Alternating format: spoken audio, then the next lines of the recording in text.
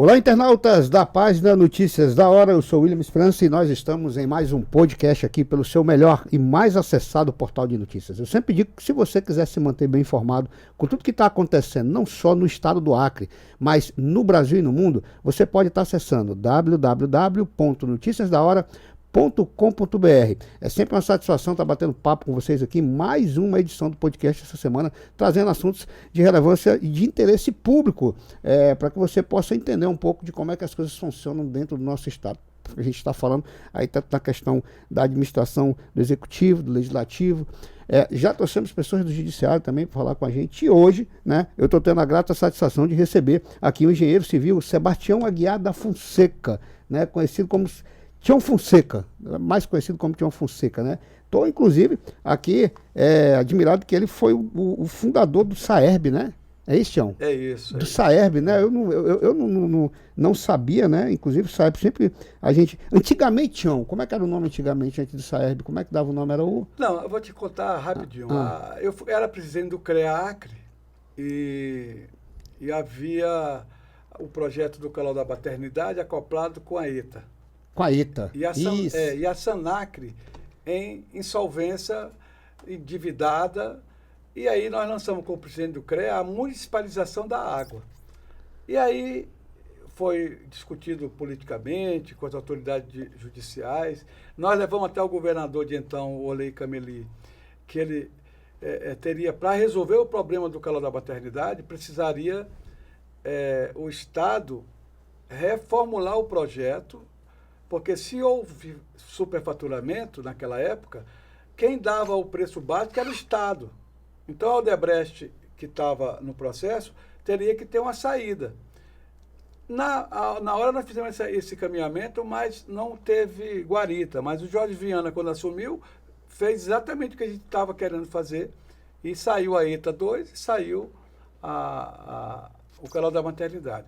Mas o que na época não dava para ter solução é porque a Sanacre, que é a empresa pública, ela estava em insolvência. Então, tudo que chegava de dinheiro, a justiça pegava. Então, a saída, o poder concedente da questão da água é o município de Rio Branco. Então, nós colocamos uma campanha para retomar, e quando o Maurício Sérgio ganhou as eleições, eu fui convocado, eu era na época presidente do CREA Acre, eu fui convocado para colocar essa ideia em pé pela nova administração, e nós criamos o SAERB, Serviço de Água e Esgoto de Rio Branco, onde a gente fez várias obras que tiraram um pouco daquela defasagem que estava muito grande. Tião, quanto tempo já de engenharia? Rapaz, se eu te falar, eu vou me entregar a idade, mas eu já tenho 40 anos de formado. 40 anos de idade? 40 anos. De formado. De formado. E você já foi presidente do CREA, né? Fui presidente do CREA, da Associação dos Engenheiros, Sindicato dos Engenheiros por 15 anos. Por 15 anos? 15 anos. Vamos dizer assim, nem eu acredito que passei tanto tempo assim, mas era uma luta diária, né? Nós fizemos um trabalho que, quando eu assumi o Sindicato dos Engenheiros do Acre, tu sabe o que é uma folha de papel do Estatuto defasado, foi o que eu peguei, não tinha um sindicalizado, estava há 15 anos parado, e nós retomamos, e no primeiro ano do mandato, nós criamos a lei do município de Rio Branco e criamos a lei cartátil do Estado, né? Hoje, tem alguns municípios do país que têm uma lei de engenheiro, mas o Estado, só o Acre tem essa lei. Nenhum Estado, os outros 26 não têm. O que é essa lei cartátil, para que as pessoas possam entender? É um plano de carreira para os profissionais da engenharia, da arquitetura, da geologia, da geografia, o bacharel, médico veterinário e zootecnista.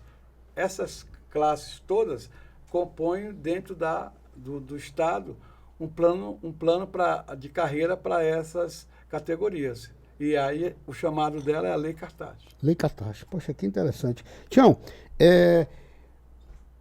quem é aqui da capital sabe que, inclusive a gente estava falando isso antes de iniciar o podcast, nós sempre tivemos, eu vou colocar sempre porque desde quando eu acompanho, um problema sério com a questão da distribuição de água em Rio Branco, né? Uma questão onde, por exemplo, agora, há pouco tempo mesmo agora, não tem muito tempo, as pessoas dizendo, Williams, o que está acontecendo? Que está faltando água em alguns pontos da cidade, né? Algumas pessoas sempre atribuem isso, né? E eu não sou técnico, você vai poder falar melhor do que ninguém aqui sobre esse assunto.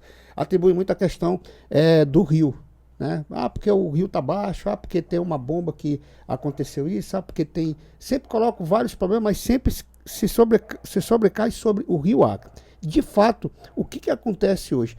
É falta de administração, é falta de equipamento, é realmente um problema que já existe do Rio, justamente por conta da mudança climática que está acontecendo, não só no Brasil, mas no mundo, né? Por exemplo, um verão, olha esse verão desse ano, está totalmente estranho, né? Já não está tão quente como o ano passado. De fato, onde é que você, enquanto engenheiro e com a experiência que tem, é o problema? Olha, o Rio Acre não é problema. Na cota menor, que foi 1 metro, ela tem volume para abastecimento de Rio Branco. O problema do abastecimento de água de Rio Branco e a coleta de esgoto também e o tratamento é investimento. Investimento, dinheiro. Então, por exemplo, na época que nós criamos o SAERB, estava terra arrasada, a SENAC estava falida e a gente assumiu para poder fazer alguns investimentos e o fizemos, né? Logicamente que depois o Estado encampou, né? E agora o prefeito Bocalon voltou de novo. Eu acho que é um equívoco, né? Tem que se tratar a questão da água com investimento. O município não tem capacidade de investimento, o Estado não tem capacidade de investimento. Hoje no país, falam em privatização, mas participação público-privada seria uma solução para juntar um pouco da eficiência e de capital privado para investir. Porque não adianta ser público e não ter água para oferecer para a população. É melhor criar uma tarifa social dentro dessa participação com a iniciativa privada e proteger quem ganha pouco com a tarifa social, mas ter água para todo mundo. Então, o Rio Acre não tem nada a ver com o problema da falta d'água. Tem que investir na rede, na captação, melhoria todo do sistema, né? E isso é muito dinheiro. Sobre ainda que eu esqueci de te largar, Tião, sobre a Lei Cartacho. Hoje, ela precisa ser atualizada? Muito. Nós fizemos a Lei Cartacho em 2008, no movimento da engenharia toda unida, né? Com convencimento da política, porque, deixa eu te falar uma coisa bem simples. Quem não gosta de política vai ser governado pela política, por ela. Então, o sindicato precisa partir numa pauta política com as autoridades constituídas, eleitas, né? Governador, prefeito, os deputados, os senadores. Nós precisamos porque a importância da classe ela é fundamental. Não existe cidade sem engenharia, não existe saúde sem engenharia. Todos os equipamentos de diagnóstico da saúde é engenheiro que fez.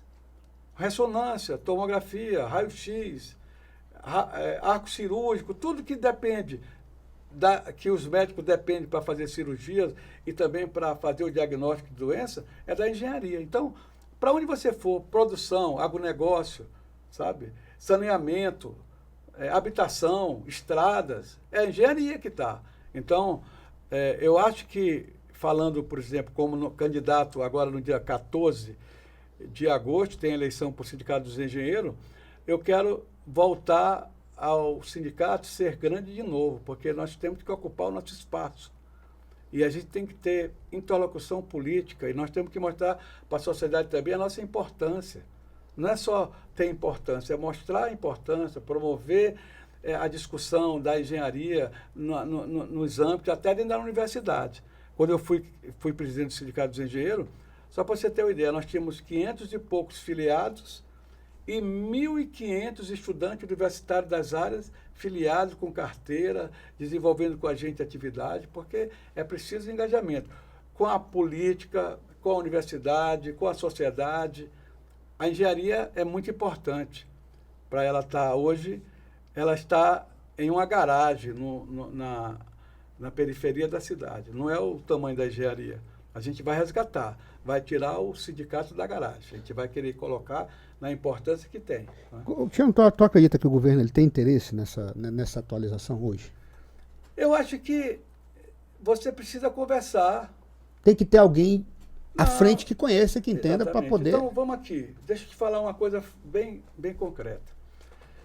Na época da Frente Popular, o negociador era o Francisco Carioca. Nós construímos a Lei Cartacho com ele na negociação e a Lei Municipal de Rio Branco com ele na negociação. A atual diretoria, o atual presidente, chamou o assessor do governo, Luiz Calixto, de um carioca piorado. Então, nem o Luiz Calixto é piorado e nem o carioca é uma questão piorada. É uma infelicidade você falar isso, entendeu? Então, o Nepomuceno nós negociamos e foi uma negociação leal, nós fizemos na mesa, convencemos e constituímos. O Luiz Calixto tem que ser respeitado. Como é que você vai falar com o assessor do governo que não está, que ele é uma pessoa piorada de alguém? Entendeu? Então, esses equipes nós não faremos.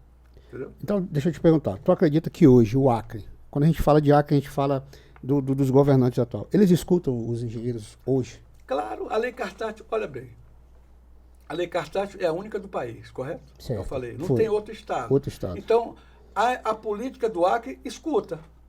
Agora, para você ser escutado, você tem que formular. Você tem que saber os caminhos. Você tem que respeitar para quem você está conversando. Se não tiver o respeito e a confiança, não se estabelece nada. E nós já provamos que isso é possível. E a engenharia é muito importante. É só você mostrar para o governante, olha, tem isso, tem aquilo, vamos para cá, não dá aqui, mas dá ali. E vai indo até conseguir. Nós já conseguimos isso no município 3 vezes e no estado 2 vezes. Então, é possível. Né? Certo. Ô Tião, deixa eu entrar num assunto aqui interessante, que inclusive eu posso dizer que eu conheço a viabilidade, né? Não conheço a forma técnica.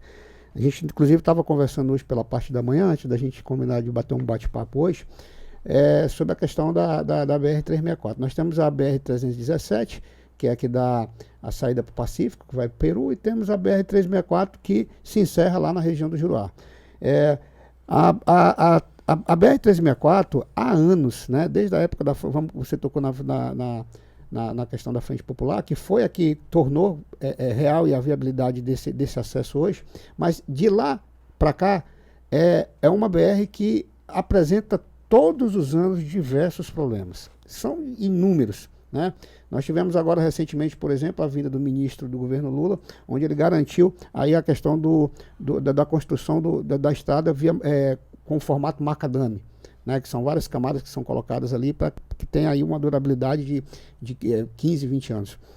E todos os anos é prometido, todos os anos é muito dinheiro investido nessa BR aqui, e que, querendo ou não, é o que tira as pessoas do isolamento, porque passagem daqui, por exemplo, de Rio Branco para Cruzeiro do Sul, é caríssimo, né? Aí a pergunta, né? Muita gente coloca o problema na execução, muita gente coloca o problema na questão que é feita de uma forma inadequada, o material certo não é utilizado. Aí eu nunca ouvi falar na questão da engenharia, nunca conversei com ninguém, nunca coloquei, até porque é um engenheiro, mas você, enquanto engenheiro, conhece esse gargalo. Onde é que está o problema aí? Por que isso de fato não é resolvido? Agora eu queria só fazer um preâmbulo. Por exemplo, a engenharia tem uma questão que todo mundo quer dar palpite. Se tu olhar, todo mundo fala com propriedade, não sei de onde, sobre a questão da engenharia, sem nenhum saber técnico, nem nada. Então, agora mesmo eu estou vindo do Peru, né? Eu fui Lima, Cusco, Porto Maldonado, para cá vim por terra. Essa estrada do Peru, nós organizamos em 2007, 2010. Em 2007 tinha 60 quilômetros pronto de asfalto. Em 2010 faltava só 60% de Cusco para cá. Então, Olha, 2007 são quase 20 anos, correto? Da primeira vez, mas 2010 tem 16 anos a estrada. Essa estrada que vem de Porto Maldonado. Tu acredita que não tinha um buraco? Um buraco. Não, estou falando para ti, um buraco. Um buraco, é. Não tinha um buraco. Ou seja, essa estrada está 16 anos funcionando com tráfego. Foi construída lá pela Odebrecht na época. Então, voltando para nós aqui, a técnica usada de solo-cimento, que foi a primeira da estrada da BR-364, não foi adequadamente. Ela não comportou para a duração dessa BR. Agora está falando-se em macadame, né? Que é uma camada grande de pedra. Provavelmente, dependendo da colocação, ela vai realmente surtir efeito. Aquele outro processo não deu certo, infelizmente. Então, há pouco estudo para a Amazônia, para o seu solo, né? Que é bem difícil de você fazer uma estrada, né? Então, eu acho que é preciso mais empenho da engenharia, dos governantes, de achar... Porque o caro não é fazer só a estrada, o caro é depois consertar. Então, você, se tiver que fazer um investimento, faça para não ter essa manutenção nesse formato, porque a estrada BR-364, ela se acabou. Ela tem um trecho lá do Liberdade para Cruzeiro do Sul, que é um asfalto que está sempre em bom estado. Agora, se você pegar de Feijó para Sena Madureira, é uma catástrofe, né? E daqui para Sena Madureira também, muitos consertos tiveram que ser feitos. Ô Tião, você estava falando a respeito das pessoas gostarem de dar palpite sem conhecimento técnico e sem estudo, né? E foi o que aconteceu agora recentemente, após aquela catástrofe que aconteceu lá em Sena Madureira, da ponte Padre Paulinho ter desabado, né? Muita gente colocando culpa na empresa, né, que executou a obra, né, dizendo que o solo não houve um estudo de solo. Recebi também aqui um engenheiro do DERACA alegando que a empresa não teve o certo cuidado de procurar os engenheiros daqui do estado do Acre para fazer um estudo técnico, para que eles pudessem, de forma conjunta, chegar a um entendimento para a construção da ponte. De fato, você, enquanto engenheiro que tem uma longa pessoa, mais de 40 anos atuando na área, aqui sem querer dizer quem é culpado, quem deixa de ser culpado, mas como é que você avalia aquela situação? Eu avalio muito simples. O modo de contratação foi aquela em que a empresa desenvolve o projeto e executa. Logicamente que uma empresa de engenharia, e esse projeto ele deve ter os parâmetros de engenharia, estudo de solo, toda uma prospecção, que isso precisa ser averiguado.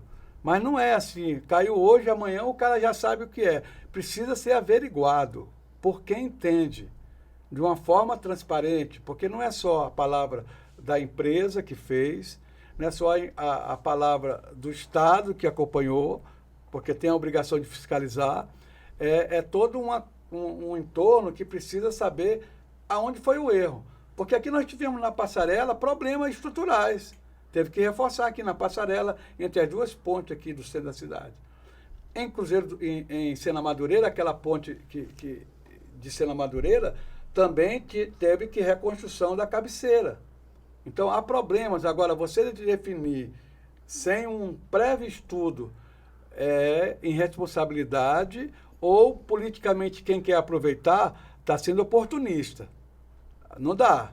Eu acho que tem que botar o pé em cima da bola e dizer, peraí, vamos verificar. Não é para dar palpite assim na telha do cara, achar, não, eu acho, não. Não tem que achar. Tem que verificar, fazer todo um levantamento do projeto, das medições de solo, saber o que ocorreu, que tem condição a geologia de afirmar, se houve realmente um deslocamento de solo que não estava previsto. Tudo isso com calma, para depois você definir responsabilidade. Não pode colocar a responsabilidade na frente dos bois. Primeiro precisa fazer esse estudo. Eu acho que a política, principalmente as pessoas que dependem dessa ponte, estão aguardando para saber qual vai ser o desenrolar. Se foi a empresa, se foi uma contingência, o que é que precisa ser feito, isso com responsabilidade, né? Precisa ser apurado. Ô, Tião, você acredita que o sindicato hoje, você acha que ele perdeu força no Estado? Total, total. O sindicato hoje ele não tem na interlocução política como meta. Nós desenvolvemos 15 anos uma interlocução com a política. Se por exemplo, o Estado, ele vamos dizer que a atividade é quase que 80% ela é pública, ou ela é municipal da capital, ou ela é do Estado, ou ela é das prefeituras. Então, ele é o grande empregador, tanto para o engenheiro, quanto para as empresas que prestam serviço de engenharia. Prestam serviço para o setor público. Essa é a realidade do Acre. Entendeu? Então, é preciso você, minimamente, no juízo, o que é que a atual direção fez? Que eu considero um erro estratégico. Eu não entro no detalhe pessoal de ninguém. Eu não omito opinião, emito opinião de pessoal. Eu digo de estratégia. Me diz uma coisa. Você tem uma categoria, que eu te falei, todo mundo que é da Lei Cartacho, com uma lei própria. Você acha que tem sentido os atuais dirigentes se juntarem a 30 sindicatos da saúde, da educação, da não sei de quê, e enfacar num bolo? E tu sabe o que é que saiu desse bolo? Um Bolsa Família. Bolsa Família. Para quem é aposentado, ganha R$500 foi o resultado dessa junção. R$500 por remédio. Quem é da atividade e ainda não está aposentado, ganha uma cesta básica de R$800. Agora, tu sabe quanto é que está a defasagem? Hoje, o sindicalizado que está na última letra, ou seja, na letra J, ele deveria estar ganhando, sem a questão de sexta parte, de titulação, ele devia estar ganhando R$27 mil. Tu sabe quanto é que ele está ganhando? 14 mil. Então, está equivocado. Você tem que jogar na mesa. A única lei que tem no Brasil tem que estar na mesa de negociação. Não é Bolsa Família, Bolsa Saúde, Bolsa Alimentação, isso não resolve para nós. Nós temos uma carreira e temos também que zelar por ela. Nós temos uma lei, por que nós vamos se juntar com 30? Então isso está errado. Isso até está errado. Aí não conversa com a política. Está errado, tem que conversar com a política. Agora mesmo eu estava conversando com o Marcos Alexandre, que ele é do quadro da CEOP. Eu passei lá conversando e ele me deu uma ideia sobre o pessoal terceirizado que ganha muito pouco.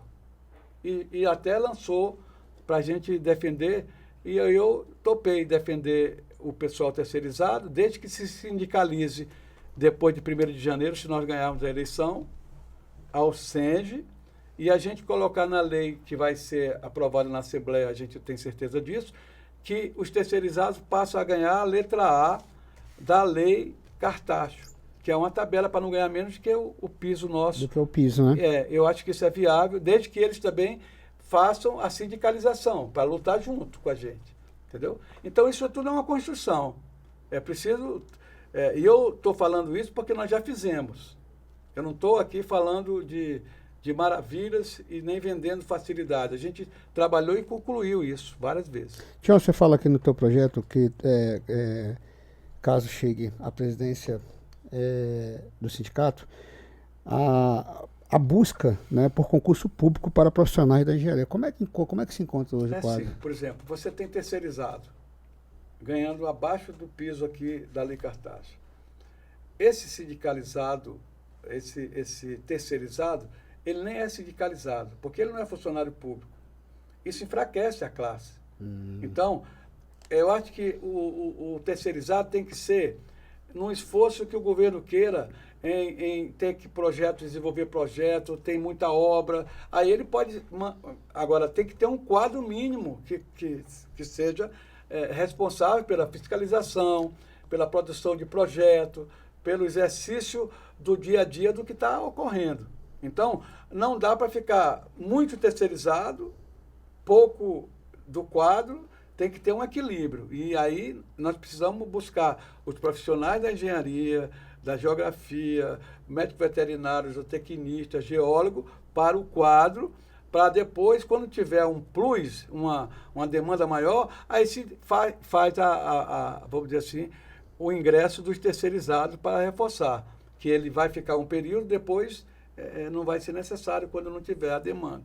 Né? Tião, então vamos assim, você buscou ouvir, você estudou, você conhece hoje a realidade, então um dos principais motivos para você querer voltar hoje a ocupar esse cargo é devido a todo esse gargalo que você está vendo hoje dentro do sindicato. Tu sabe que não foi isso, não. Foi não?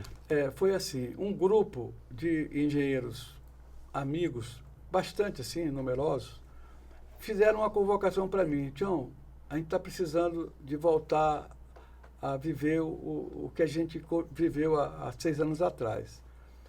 Eu estou morando em Brasília e agora eu estou fazendo um empreendimento aqui particular nosso, que é um loteamento, é um condomínio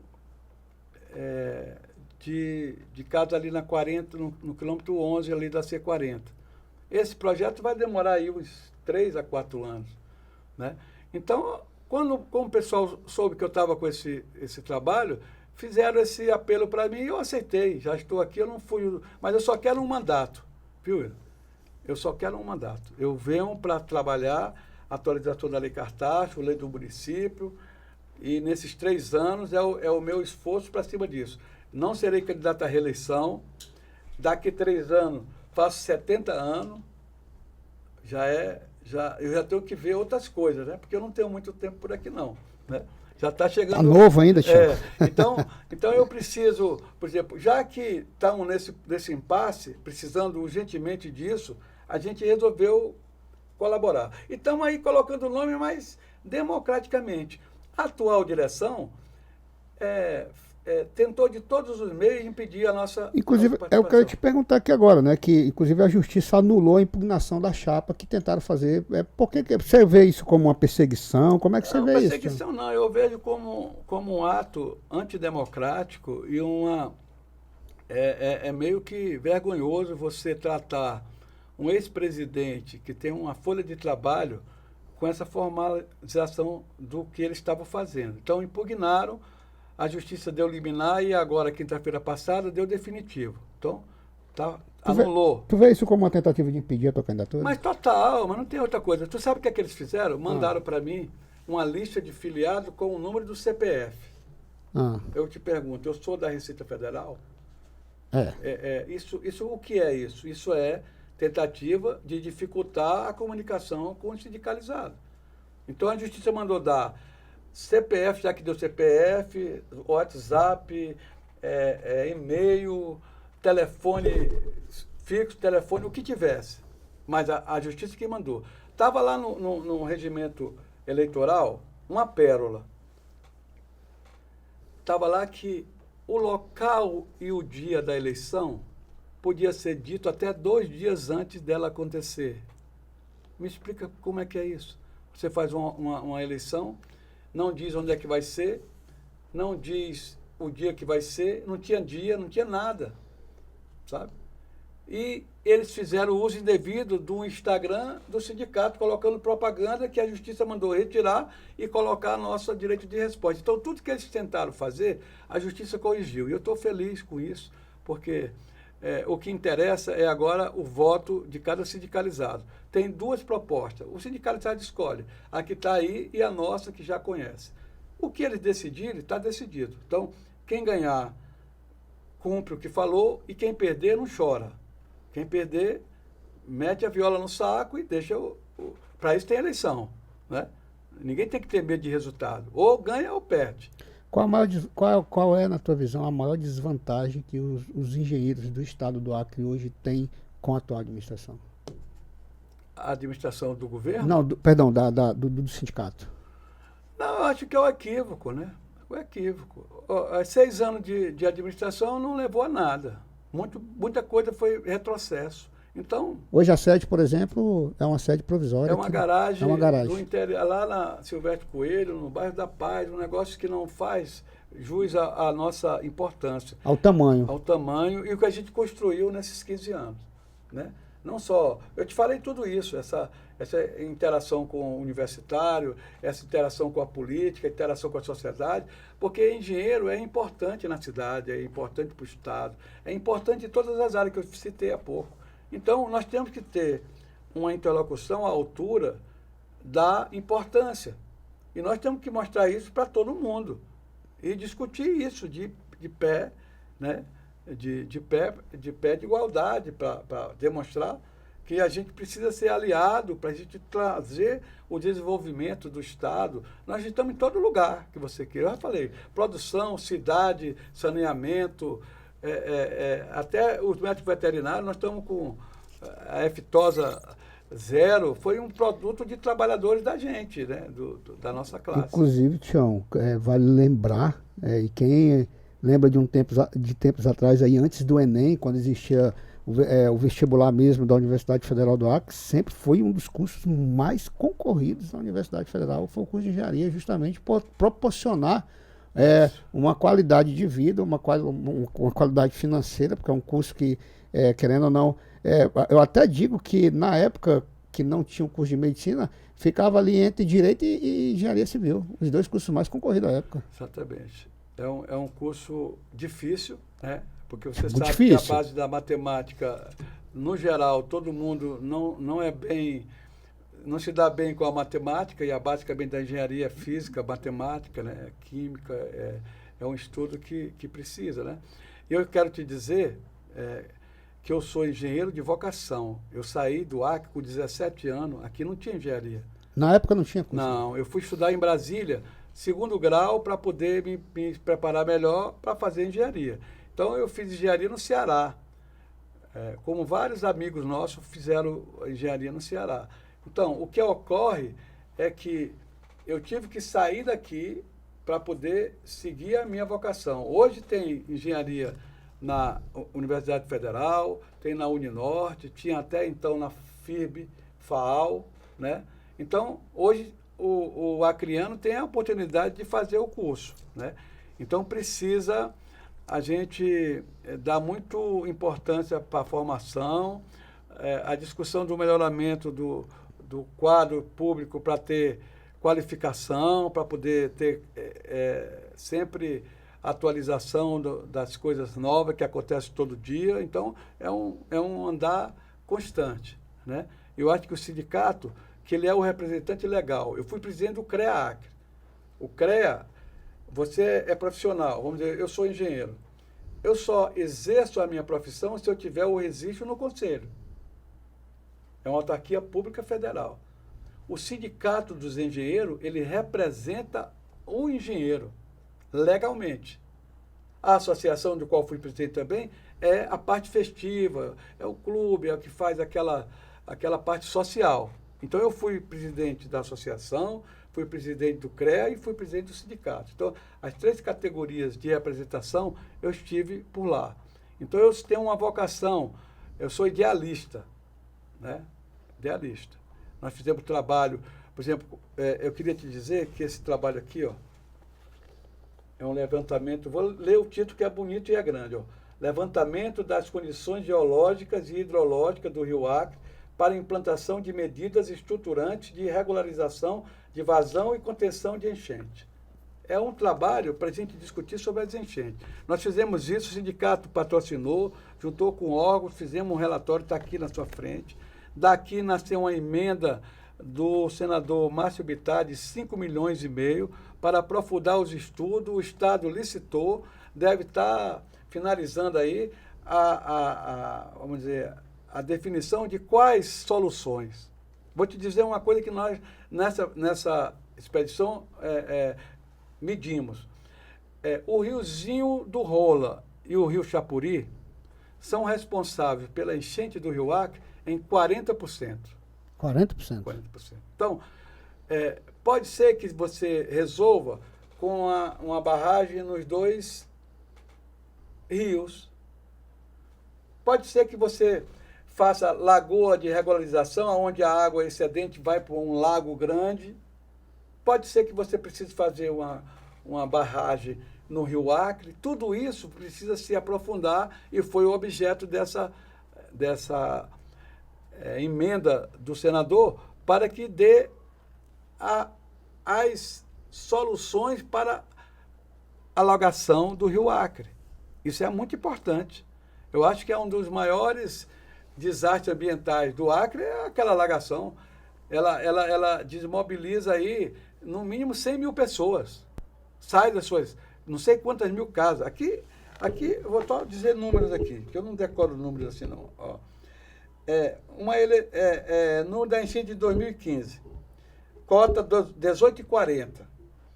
53 bairros atingidos, mais de 700 ruas, 154 quilômetros.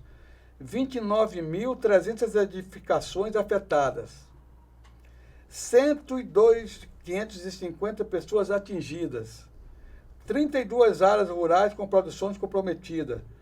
4.500 hectares de áreas atingidas. 3 pontes interditadas e o terminal central de transporte coletivo. Tudo isso é o que causa uma enchente. Você já imaginou o transtorno para a população? Né?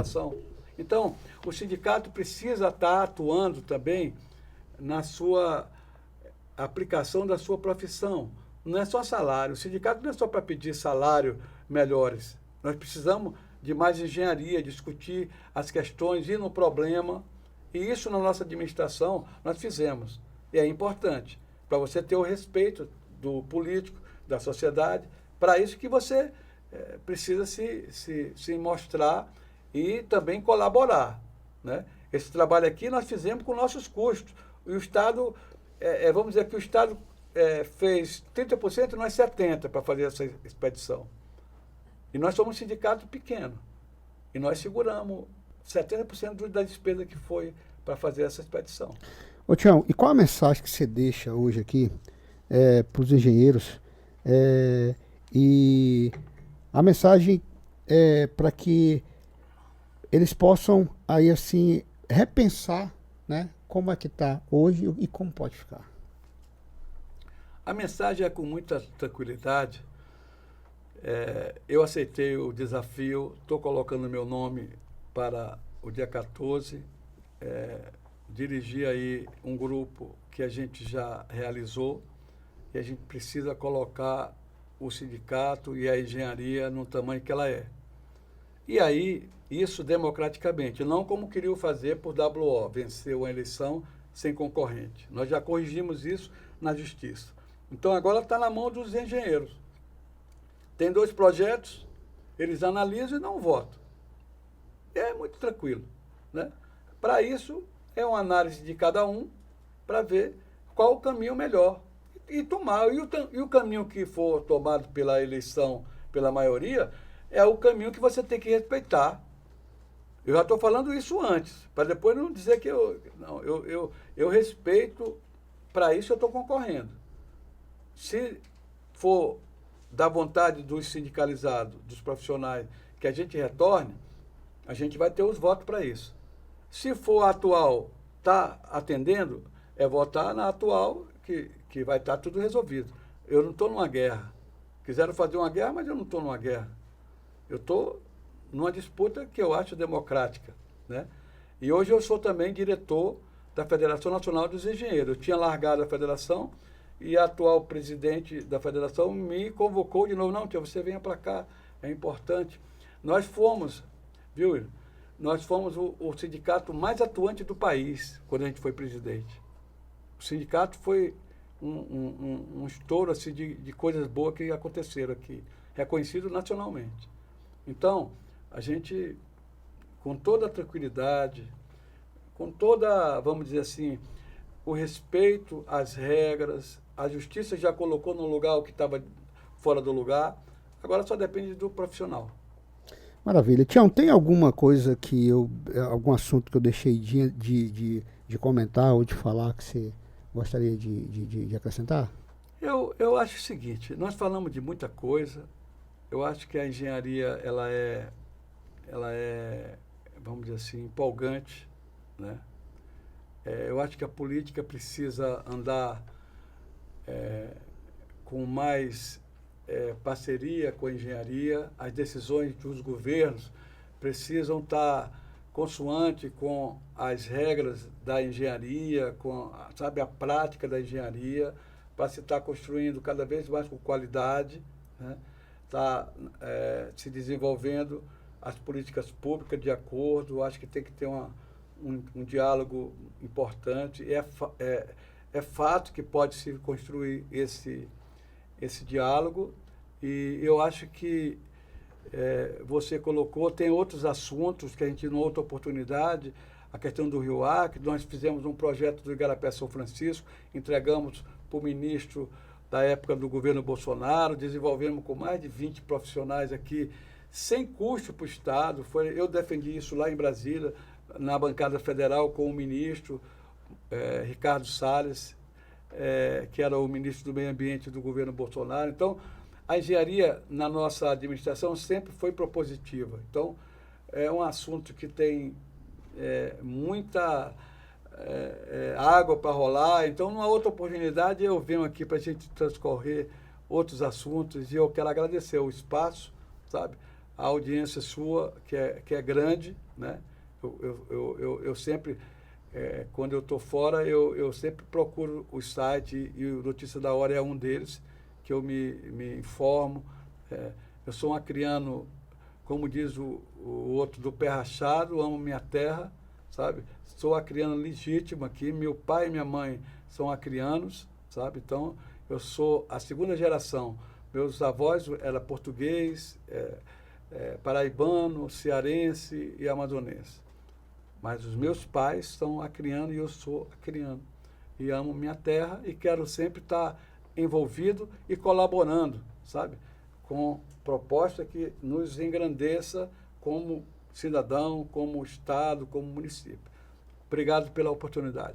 Ô, Tião, muito obrigado. Eu que agradeço a sua presença. Quero dizer que essas portas aqui do podcast estão aí escancaradas para quando você quiser voltar, bater um papo. Espero que da próxima vez que vem aqui, já vem aí como o atual presidente do Sindicato dos Engenheiros do Acre, tá? Que você tenha um bom, vamos dizer assim, uma boa eleição. Obrigado. Desejo a todos, tá? E dizer que quando quiser voltar, basta entrar em contato com a gente. Obrigado. E é uma felicidade ter você como nosso leitor do Notícias da Hora. Opa, claro, eu sou assíduo. E a vocês que nos acompanharam através do Notícias da Hora, obrigado pela sua audiência, obrigado pela sua companhia. Lembrando que na próxima semana a gente tem mais um bate-papo, mais um podcast aqui, para que você possa estar acompanhando o melhor do que está acontecendo, não só no estado do Acre, no Brasil e no mundo. Tchau, tchau.